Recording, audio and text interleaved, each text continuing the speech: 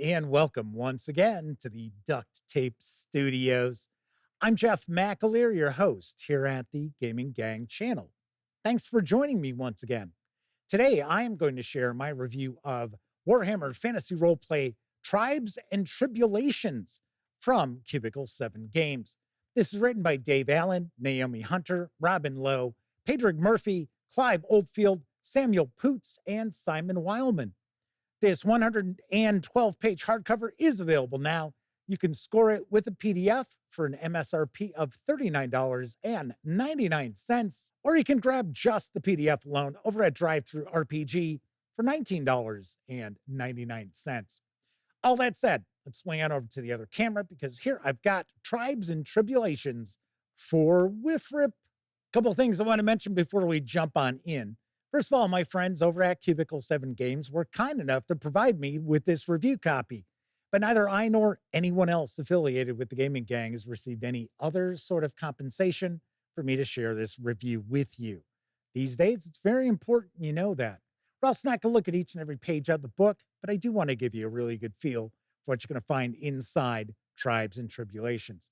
So if you're not overly familiar with what's inside, the cover is going to give it away, because this volume is dedicated mainly towards orcs and goblins, but we also get loads and loads of content regarding trolls and hobgoblins, snotlings, ogres, and so forth.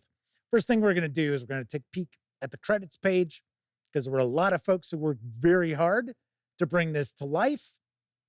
So I want to make sure we give credit where credit is due.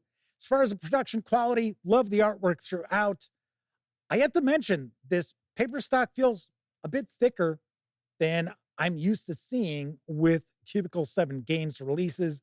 Maybe it's my imagination. I do want to point out that it wasn't that long ago that Cubicle 7 Games changed their printer, so that might have a little something to do with it as well. But as far as the production quality, top-notch, this book is going to hold up at your game table, no problem. So as I mentioned, the main focus is orcs and goblins, and we're going to start off with an introduction, which gives us essentially a bestiary. So we're going to get various different types of goblins, various different types of orcs, but we will also get information about the hobgoblins, snotlings. We get the stat blocks that we need for the trolls and the ogres and such. So as you can see, we've got a lot of goodies in here, a lot of content that I know many game masters out there have really been looking forward to for Warhammer Fantasy Roleplay, because orcs and goblins play a really big role in the old world, and they are included in a lot of different WFRP adventures that have been released for 4th edition.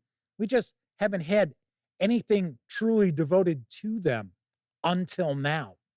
So this book includes a variety of different tribes, different war bands, and it really gives us a good look at how different these are from one another.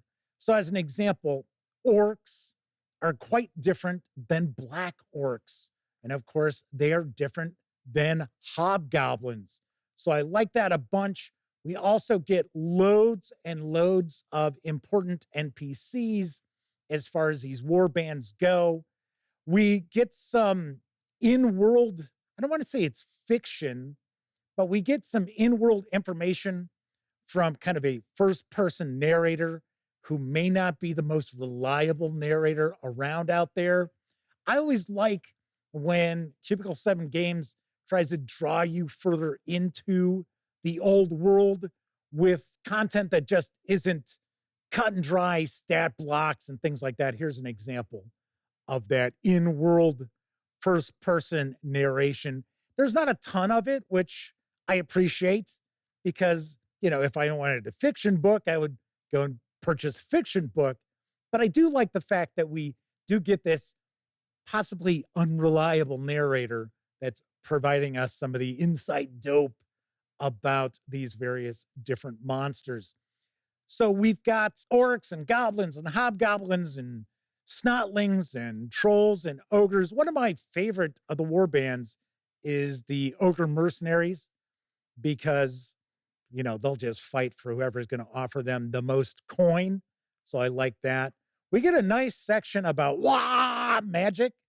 And I know that's something that people will really be looking forward to seeing as far as the green skin magic. And we get different spells as well that go with that.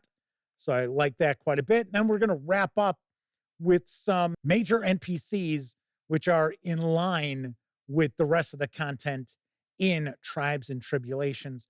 As you can see, throughout, artwork is really, really nicely done.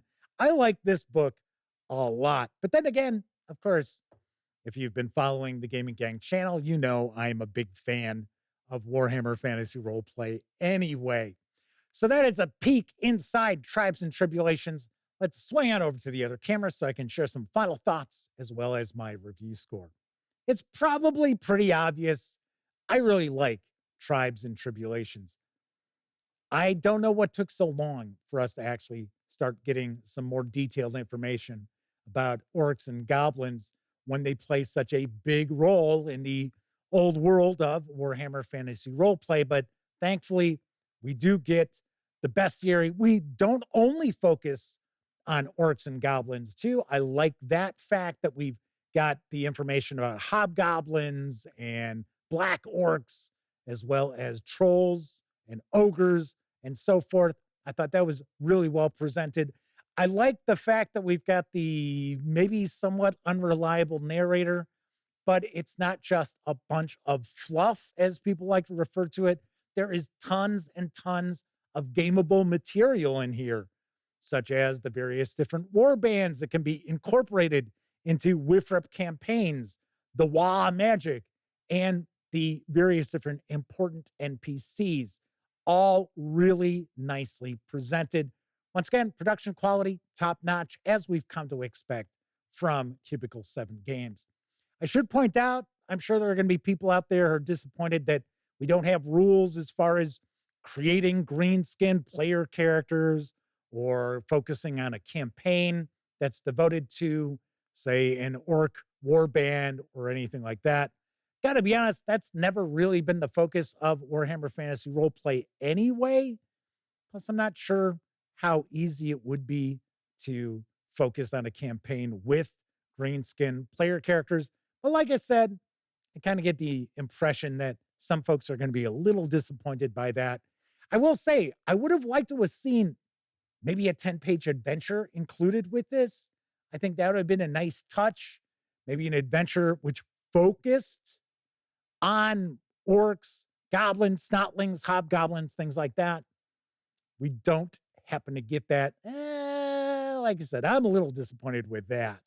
But all in all, I really do like Tribes and Tribulations quite a lot. So on a scale of 0 to 10, I give Warhammer Fantasy Roleplay Tribes and Tribulations a 9 out of 10. I think it's that good. If you are a WFRP game master, you really should add this to your collection, especially if you want to focus a little bit more on orcs and goblins and trolls and ogres and so forth. All right, that's it for this time out. If you like this video, by all means, please give it a quick thumbs up. Subscribe to the Gaming Gang channel if you haven't already. And if you do subscribe, don't forget, ring that bell. It'll not only let you know when I share videos such as this review, it'll also inform you when my live stream, the Gaming Gang Dispatch, streams Tuesday, Wednesday, and Thursday evenings right here on YouTube at 7 p.m. Central. And of course, when you're not watching videos on the Gaming Gang channel, be sure to visit thegaminggang.com for all latest in tabletop gaming news, reviews, and a whole lot more you are not going to find here on YouTube. You know the drill. Get your geek on at thegaminggang.com. Once again, I'm Jeff McAleer. Thank you very much for watching. And until I see you next time, I certainly hope all of you get to enjoy plenty of great gaming with your gang.